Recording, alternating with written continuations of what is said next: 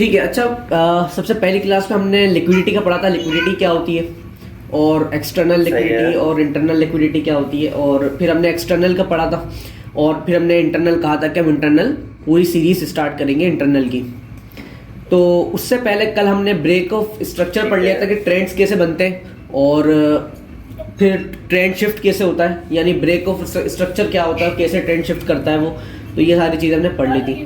तो आज की क्लास में हम देख लेंगे इम्बैलेंस का, मार्केट इम्बैलेंस कैसे होती है, इम्बैलेंस क्या होता है, और फेयर वैल्यू गैप क्या होता है।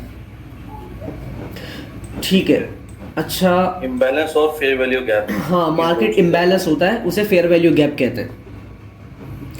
ठीक है, तो वो आज देख लेंगे हम। अच्छा, उसी को फेयर वैल्यू गैप कहते हैं। जी बिल्कुल बिल्कुल। मार्केट हाँ इम्बैलेंस, ठीक है। अच्छा, उसी को हम फेयर हाँ, value gap. Fair value gap आपको हर जो है वो टाइम फ्रेम पे दिखेगा। ठीक है। अच्छा, उससे पहले हम देख लेते हैं कि कल जो हमने लिक्विडिटी का पढ़ा था, देखें आज क्या हुआ था। कल हमने पढ़ा था, ये देखिए मार्केट ने एक ट्रेंड बनाया था, और ये ट्रेंड बनाते बनाते देखो मार्केट वापसी आ गई थी, और ये सारी लिक्विडिटी हंट कर ली थी जो से लिक्विडिटी बिल्ड करी थी। ये देखो जितने भी ये लोज बनाए थे, वो मार्केट ने आज क्या किया, आज जो है वो सारी लिक्विडिटी बिल्ड कर ली। यहाँ से हम लोग बैठे थे सेल के अंदर, यहाँ से मैं सेल में बैठा था। ठीक है, और यहाँ तक हमने गेन किया था। ठीक है, तो दूसरी एंट्री फिर यहाँ से ली थी, इधर से, और फिर दोबारा यहाँ से दो एंट्री, एक यहाँ से और एक यहाँ से। अच्छा, तो अभी देख लेते हैं कि फेयर वैल्यू गैप क्या होता है, मार्केट इम्बैलेंस। देखिए इम्बैलेंस जो है ना, वो आपको हर टाइम फ्रेम पे जो है वो दिखेगा। जैसे कि मैं यहाँ पे खोल लेता हूँ 4 आवर का। इम्बैलेंस होता है कि जब भी मार्केट जो है वन साइडेड हो, यानी एक साइड जो है वो मार्केट जो है ऑफर कर रही हो, यानी या फिर बाय साइड ऑफर कर रही हो या फिर सेल साइड ऑफर कर रही हो। देखिए ये मिलता है आपको एक बड़ी कैंडल पे, जैसे कि ये एक बड़ी कैंडल है, ये रही। ठीक है, ये एक बिग कैंडल है। तो इसके बीच में ये जो गैप है, ये गैप, ठीक है, यहाँ पे आपको इनएफिशिएंसी मिल रही है, यहाँ पे इम्बैलेंस मिल रहा है, ये इसे मार्केट इम्बैलेंस कहते हैं।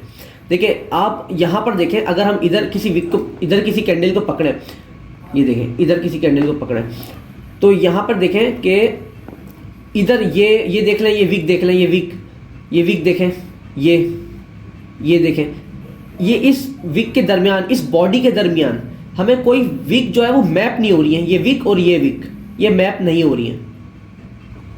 ये देखें, सही है, ये एरिया कहलाता है फेयर वैल्यू गैप। यानी ये अगर मैं यहाँ पे मार्क करूं, यहां से लेके यहां तक का एरिया, ये सही है, ये एरिया होता है फेयर वैल्यू गैप का एरिया। ठीक है, तो अब देखें यहाँ पे अगर मैं देखूं कि ये एरिया एक है, ये देखें यहाँ पे मुझे मिल रहा है फेयर वैल्यू गैप, ये रहा। ठीक है, ये क्या है, अब ये दो तरह के फेयर वैल्यू गैप है ना। एक होता है बाय साइड इम्बैलेंस और सेल साइड इनएफिशिएंसी। यानी कि ये जो आपको दिख रहा है फेयर वैल्यू गैप, ये है बाय साइड का फेयर वैल्यू गैप, यानी सेल साइड इम्बैलेंस है यहाँ पे। ठीक है, यानी मार्केट जो है वो सिर्फ एक, आप देखें बाय साइड ऑफर कर रही है, मार्केट सिर्फ बाय साइड ऑफर कर रही है। तो ऐसी जगह पे यहाँ पे देखें, यहाँ पे मार्केट सिर्फ और सिर्फ सेल साइड ऑफर कर रही है। ठीक है, ये वीक यहाँ से लेके और यहाँ तक, ये एरिया जो होता है ये फेयर वैल्यू गैप का एरिया कहलाता है। ये देखें, ये वाला एरिया। ठीक है, ये अब अच्छा, अब ये होता क्या है, इसको क्या कैसे यूज करते हैं, ये क्या होता है, ये होता है एक रियल डिमांड एरिया या रियल सप्लाई एरिया। ठीक है, जो सप्लाई और डिमांड होते हैं ना, जैसे कि बार बार टचअप करती है ये मार्केट, उससे ये आपका सपोर्ट रेजिस्टेंस नहीं होता, बल्कि असल जो सपोर्ट रेजिस्टेंस है, असल जो सप्लाई डिमांड है, वो ये होता है आपका पहला, ये आता है इंटरनल लिक्विडिटी में। ये फेयर वैल्यू गैप आता है इंटरनल लिक्विडिटी में। ये देखिए, ये आपका असल सप्लाई डिमांड एरिया होता है। अब देखिए यहाँ पे क्या हुआ कि मार्केट सेल साइड आई, और यहाँ पे मार्केट ने एक ब्रेक ऑफ स्ट्रक्चर दिया इधर, और उसके बाद देखिए ये एक फेयर वैल्यू गैप था। ठीक है, ये मैंने मार्क किया, और फिर आप देखिए market as it is fair value gap पे टैप करने के बाद देखिए मार्केट ने कितनी अच्छी एंट्री दी है। ठीक है, अच्छा, अब जब भी जहां भी फेयर वैल्यू गैप बनता है ना, ये मार्केट का एल्गोरिथम है, मार्केट उसको फिल लाजमी करती है। भले वो 5 मिनट में करे, 10 मिनट में, 1 दिन में, 1 हफ्ते में या 1 महीने में, यानी जितना बड़ा टाइम फ्रेम होगा आप उसके हिसाब से लगा लें, लेकिन उस फेयर वैल्यू गैप को मार्केट ने फिल लाजमी करना होता है। ये मार्केट का एल्गोरिथम है। जहां आपको फेयर वैल्यू गैप मिलेंगे मार्केट उसे फिल करने जाएगी। जैसे कि अब ये वाली फिल से मुराद क्या है जी, फिल से मुराद तुम्हारा क्या है? जी फिल से मुराद ये है कि देखिए यहां पर मार्केट सिर्फ और सिर्फ बाय साइड ऑफर कर रही थी, तो यहां पे मार्केट इम्बैलेंस थी। अब मार्केट उसको बैलेंस करने आएगी, यानी वापसी उसी जगह पर आएगी। और ये देखिए ये अपनी विक यहां पे देखे उसको टैप करके, और उसके बाद अपोजिट साइड जहां उसको जाना है वो उसी दौरान अपोजिट साइड मूव करी जाएगी।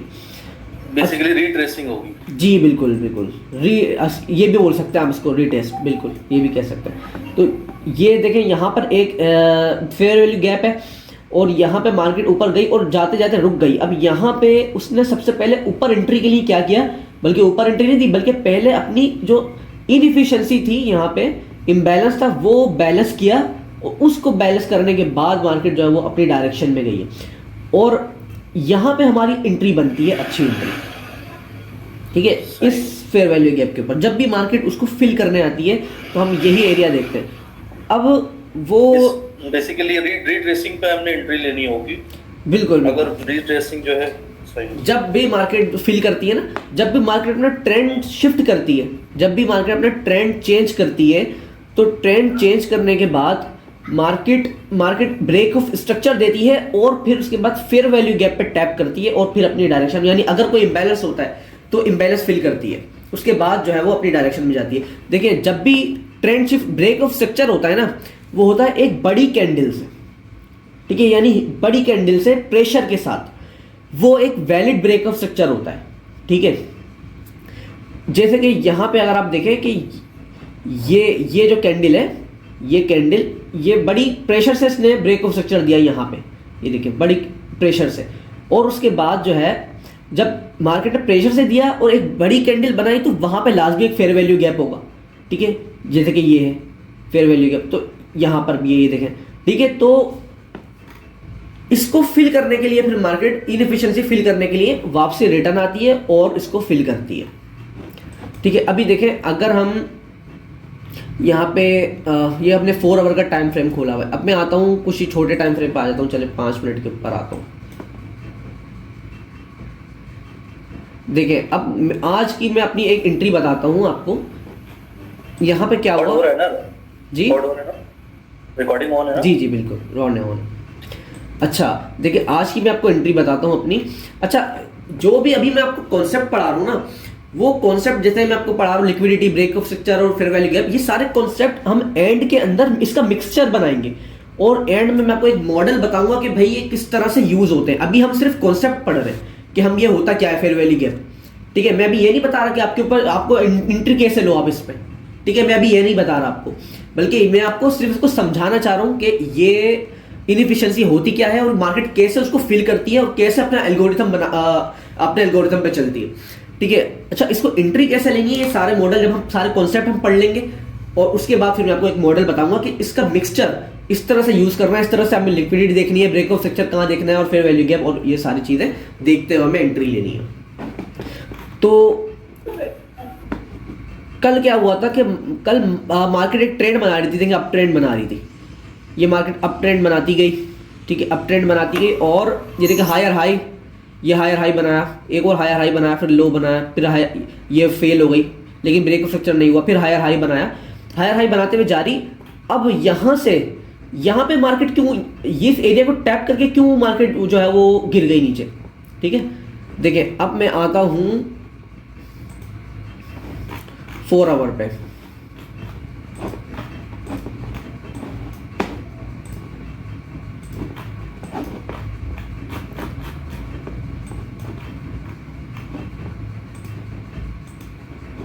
ये देखें यहाँ पे आप गौर से यहाँ पे था एक फेयर वैल्यू गैप, ये देखें ऐसा ही है,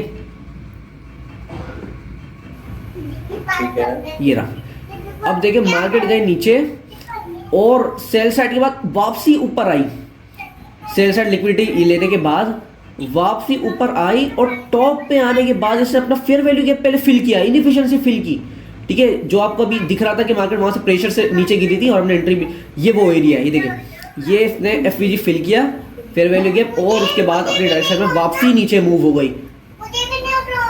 सेल का ट्रेंड परसों से चल गया था और उसके बाद यहाँ पे मार्केट ने सेल साइड मूव किया और उसके बाद वापसी इनएफिशिएंसी फिल की और दोबारा अपनी डायरेक्शन में दोबारा वापस आ गई, ठीक है। तो ये देखें, अगर मैं अब इसको आता हूँ मैं 5 मिनट पे, ये देखें ये वो एरिया था फेयर वैल्यू। अब यहाँ पे मार्केट ने अपना ट्रेंड शिफ्ट कर दिया, ये बाय साइड से इसने जितनी भी लिक्विडिटी बिल्ड की थी वो सारी लिक्विडिटी इसने आज ले लिया के।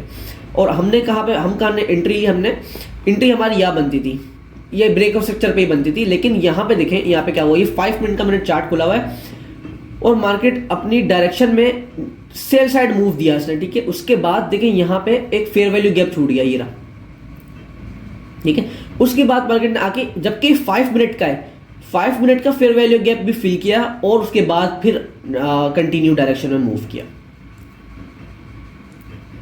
ठीक है। उसके बाद दोबारा एक 5 मिनट का ये रहा, एक और एफपीजी से 5 मिनट का छोड़ा, उसके बाद नीचे आई फिर इसको फिल किया, ठीक है। इधर अब यहाँ पे एक मिटिगेशन ब्लॉक था, ये तो अभी आपका नहीं है, ये आगे हम पढ़ेंगे क्या है। तो वापसी फेयर वैल्यू गैप को टैप करके उसको फिल करके वापसी कंटिन्यू डायरेक्शन मूव किया। तो फेयर वैल्यू गैप फिल होता है लाजमी, भले वो डेली टाइम फ्रेम पे हो, वीकली पे हो या 4 आवर या फिर 1 मिनट के टाइम फ्रेम पे हो,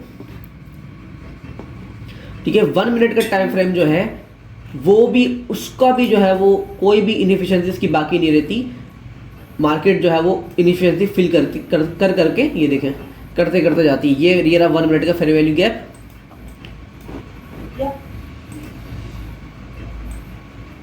और वापसी ब्रेक मार्केट ने इस कैंडल से इसको टैप किया, ठीक है। अच्छा, फिल करने के लिए लाजमी नहीं है कि ये जो कैंडल है ये ऊपर तक फिल करे, ठीक है, लाजमी नहीं है कि ऊपर तक, मार्केट ने इसके ऊपर आके टैप भी कर दिया, ठीक है। तो हम यहाँ पे अपनी एंट्री एग्जीक्यूट करते हैं, यहाँ पे बिल्कुल इधर, जब भी मार्केट ने इस पर टैप कर दिया और उसके ऊपर हम अपनी एंट्री एग्जीक्यूट कर देते हैं, यानी टैप करने के बाद भी हम यहाँ पे इसको ये फिल कर देती है टैप करने पे।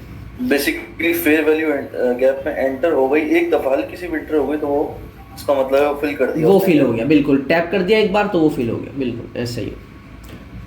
तो अब ये जो छोटे टाइम फ्रेम के थे, ये 1 मिनट के मैंने दिखाया, 5 मिनट के, अब जो 1 आवर और 4 आवर पे जो फेयर वैल्यू गैप बनते हैं वो बन जाते हैं सप्लाई एंड डिमांड, असल सप्लाई एंड डिमांड। 4 आवर पे जो बनते हैं फेयर वैल्यू गैप और 1 आवर पे जो बनते हैं वो बन जाते हैं असल सप्लाई एंड डिमांड। एक सेकंड ये लिख लेते हैं मेरा साथ साथ पॉइंट जी।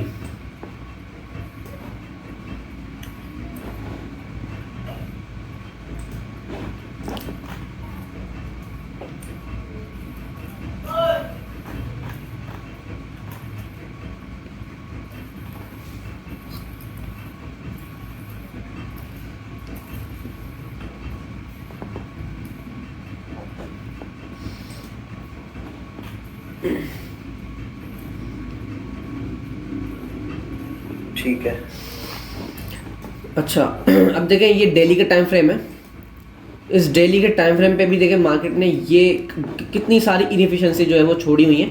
एक ये आपको दिख रहा है, एक ये एरिया दिख रहा है, उसके बाद फिर यहाँ पे छोड़ा है एफईजी, फिर यहाँ पे, और ये यहाँ पे ये रहा एक, ठीक है। इसको तो फिल कर दिया, ये फिल करने के बाद मार्केट ये टैप करने के बाद वापसी ऊपर जाके वाला टैप कर दिया और उसके बाद वापसी अपनी डायरेक्शन में आ गई।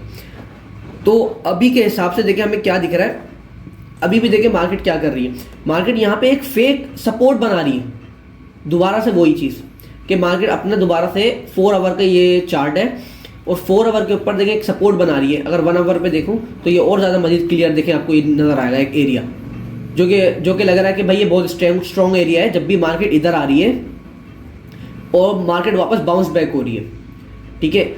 तो लेकिन यहाँ पे अब क्या होगा, मार्केट एकदम से देगी इसका ब्रेकआउट, ठीक है, मार्केट इसका ब्रेकआउट देगी और यहाँ पे ट्रेडर्स को क्या लगेगा, रिटेलर्स को, कि ब्रेकआउट हो गया है कि अब मार्केट जाएगी सेल साइड, ठीक है। काफी स्ट्रॉन्ग एरिया का ब्रेकआउट हो गया है, तो अब मार्केट जाएगी सेल साइड।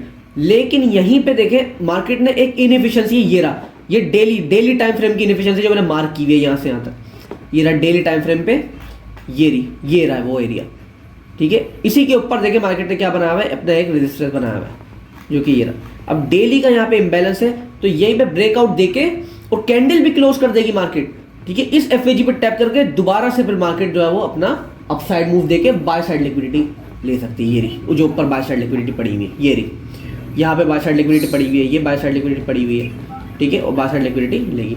तो मार्केट अपने स्ट्रक्चर पे ऐसे ही चलती है, स्ट्रक्चर ऐसे ही बनाती है कि मार्केट से इंटरनल लिक्विडिटी से लेकर एक्सटर्नल लिक्विडिटी तक मूव करती है, समझ रहे हैं। एक्सटर्नल लिक्विडिटी से इंटरनल लिक्विडिटी, फिर इंटरनल लिक्विडिटी से एक्सटर्नल लिक्विडिटी, इसी तरह मूव करती है। कल यहाँ देखे एक्सटर्नल लिक्विडिटी मूव की, उसके बाद कहाँ गई वापसी इंटरनल लिक्विडिटी की तरफ, फिर अब वापसी आ रही है एक्सटर्नल लिक्विडिटी की तरफ।